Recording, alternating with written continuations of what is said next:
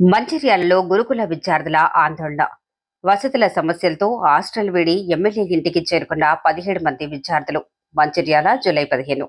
మంచిర్యాల జిల్లాలోని చెన్నూరు నియోజకవర్గం మహాత్మా జ్యోతిబా పూలే గురుకుల కళాశాలలో అర్ధరాత్రి ఉద్రిక్తత పరిస్థితులు నెలకొన్నాయి.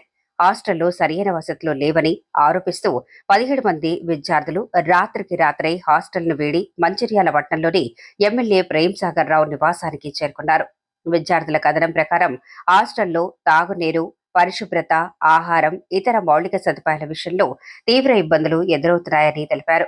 పలుమార్లు సంబంధిత అధికారుల దృష్టికి సమస్యలు తీసుకెళ్లినా ఆశించిన స్థాయిలో పరిష్కారం లభించలేదని ఆవేదన వ్యక్తం చేశారు. దీంతో తమ సమస్యలను ప్రజాప్రతినిధి దృష్టికి తీసుకెళ్లాలని నిర్ణయించి ఎమ్మెల్యే నివాసానికి వెళ్లినట్లు పేర్కొన్నారు. అయితే ఆ సమయంలో ఎమ్మెల్యే ప్రేమ్ సాగర్ రావు అందుబాటులో లేకపోవడంతో విద్యార్థులు మాజీ డీసీసీ అధ్యక్షురాలు సురేఖను కలిసి తమ సమస్యలను వివరించారు.